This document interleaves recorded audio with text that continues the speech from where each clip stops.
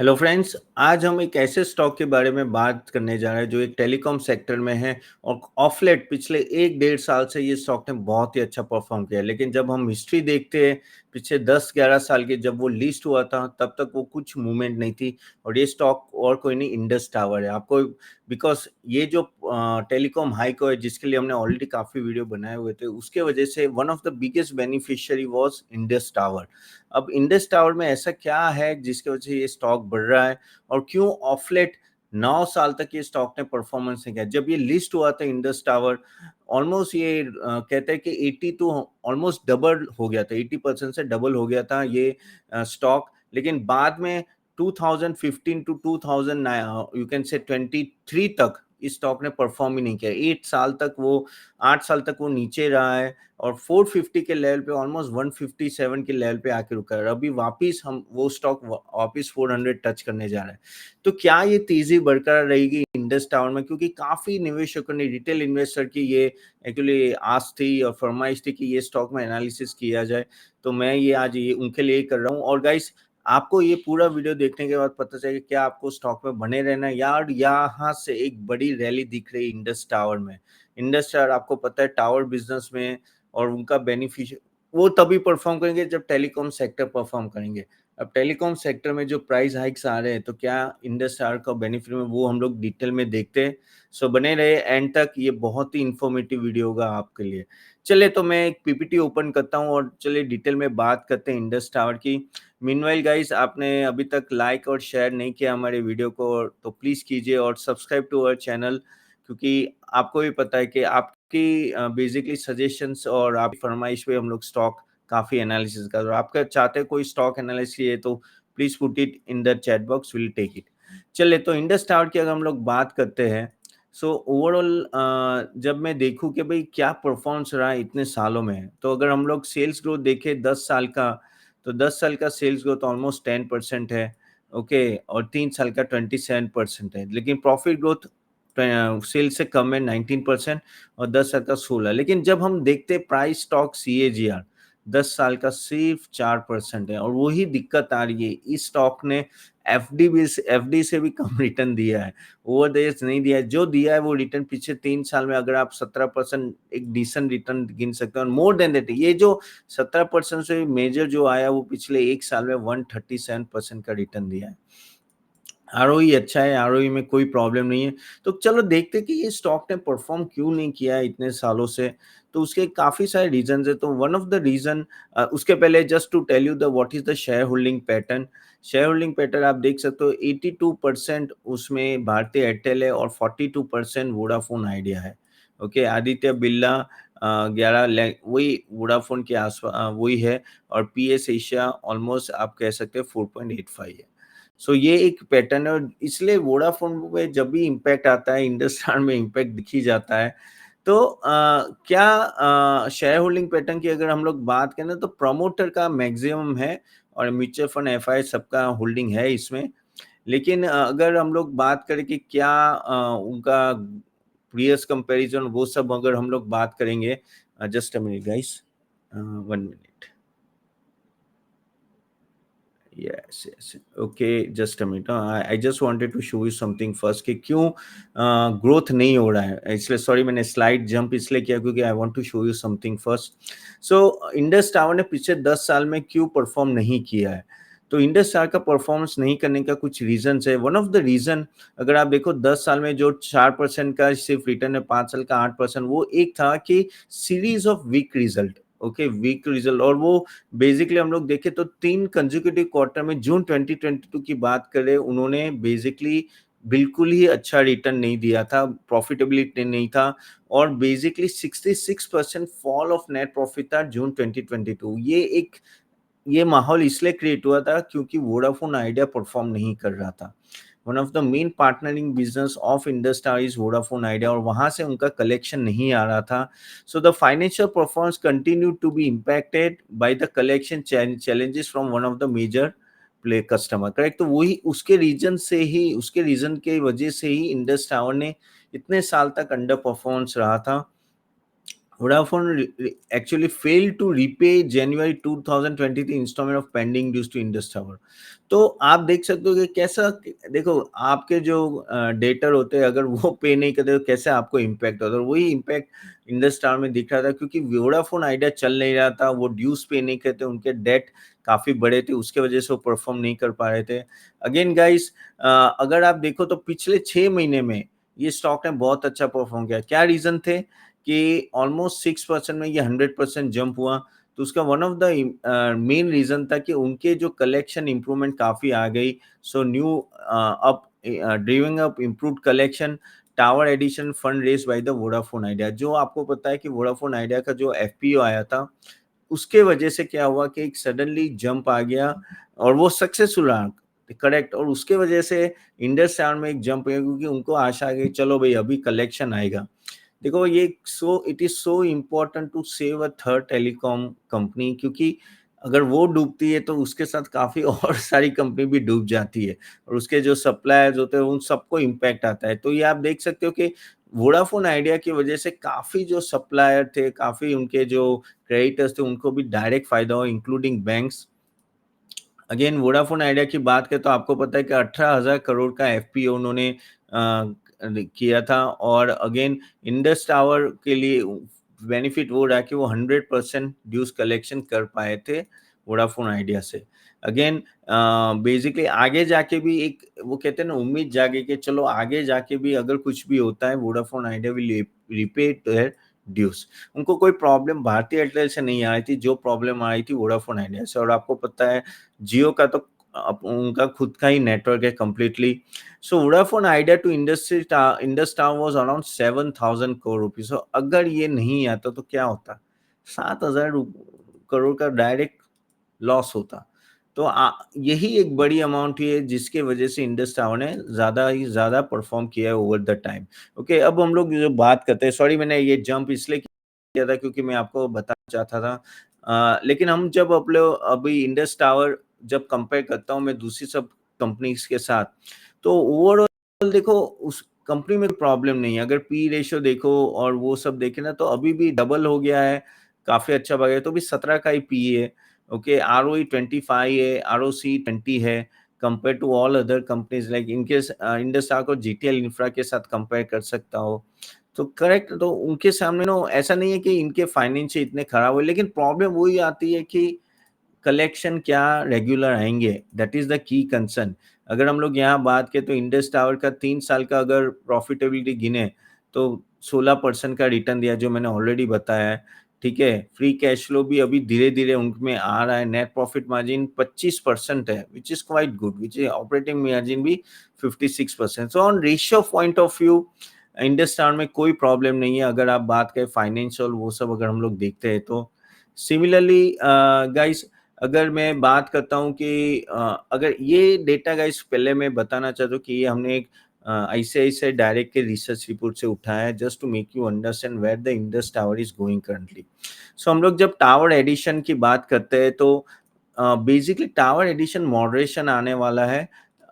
Okay, and basically अगर Vodafone idea ज्यादा tower add करते तो बात अलग है, नहीं तो आप देख सकते हो नेट टावर एडिशन एक्चुअली वो लोअर साइज आ रहा है। ओके, और क्योंकि क्या ऑलरेडी कैपेसिटी एक्सपेंशन हो चुका है और काफी सारे एरिया जहां भारतीय एयरटेल नहीं पहुंच पाए थे वोडाफोन, वहां ऑलरेडी टावर लग चुके। तो आप देखो कि एक डाउनवर्ड ट्रेंड आपको टावर बिजनेस में दिख रहा है नेक्स्ट 2 साल। अगेन ये एस्टिमेट्स है गाइस। अगेन मैं यहाँ एक बताना चाहता हूँ कि यहाँ जो भी डिस्कशन हो रहा है जस्ट आपके नॉलेज के लिए आ रहा है, ये जब सजेशन है, don't think as a recommendation. I am a SEBI registered research analyst, लेकिन मेरा डिस्क्लेमर है कि भाई अगर इन्वेस्ट करो तो खुद के एनालिसिस से ही करना है। ठीक है, तो ये आप देखो टावर बिजनेस थोड़ा नीचे जा रहा है। सिमिलरली जब हम बात करते हैं कि भारतीय एयरटेल, ओके, तो भारतीय साइट एडिशन की बात करें तो बेसिकली वहां भी 25,000 से ईयर ऑन ईयर 12,000 और 8,000 का होगा। जो उनका एडिशन सबसे ज्यादा हुआ था वो बेसिकली 21, 22, 23, 24 में हुआ, तो ये हो चुका है। लेकिन बेसिकली मॉडरेट होगा आगे जाके, तो भी कंपेरेटिव इनका high compare to other players. Similarly जब हम लोग बात करते हैं कि क्रिटिकल साइट ऑलमोस्ट उनके 363,000 करोड़ के ऑलमोस्ट आ जाएंगे। ओके, एंड आप देख सकते हो कि टोटल साइट्स इनके बढ़ रहे हैं भारतीय एयरटेल के, यानी cumulative, we are talking about the cumulative. Okay, लेकिन इसके बाद ये जो है एडिशन, इसके बाद ये कम ही होंगे, ज्यादा नहीं होंगे, क्योंकि जैसे मैंने बोला कि ऑलरेडी आप पहुंच चुके हैं जहां जहां इंडिया में पहुंचना था। अमुक कुछ ही रीजन होंगे जहां अभी तक पहुंचे नहीं। 140 बिलियन में से 120 बिलियन के पास ऑलरेडी अभी मोबाइल फोन है। That is the point you have to always understand. Similarly, Samtil Digital also is expected to tower level at 175K, तो ये समटिल का ऑलमोस्ट 175K होगा, वो भी मॉडरेशन हो रहा है यहाँ भी एक थोड़ा। Again when we talk about the tenancy addition, तो टेनेंसी एडिशन में प्रॉब्लम यहाँ कि इंक्रीमेंटली टेनेंसी शेयरिंग वो एक नीचे जा रहा है। कम टेनेंट, व्हाट इज टेनेंसी, यानी देखो कभी आप एरिया रेंट पे लेते हो और वहां आप टावर लगाते हो, या कोई बिल्डिंग के ऊपर टावर लगाते हो, तो आपको basically you have to take an approval from the owner and then you can put it, और आप उसके लिए उनको रेंट भी प्रोवाइड करते हो, तो that is a tenancy ratio. और वो स्लोली एंड ग्रेजुअली आप देखो 24 में नीचे गया है ओवरऑल। सिमिलरली अगर हम बात करते हैं, tenancy was hurt from the net ex of VIL in last 2 years, तो 2 साल से ये इसलिए इतना हर्ट हुआ है क्योंकि वीआईएल का इतना ज्यादा योगदान नहीं रहा, और इसलिए ये आप यहाँ देख सकते हो ना कि सडनली एक अच्छा खासा नेगेटिव में जा रहा है। रीजन है कि वीआईएल का परफॉर्मेंस नहीं था, और वही है कि जैसे ही वीआईएल यानी वोडाफोन आइडिया लिमिटेड उनका रिकवरी आती है तो डायरेक्टली इनको फायदा होता है।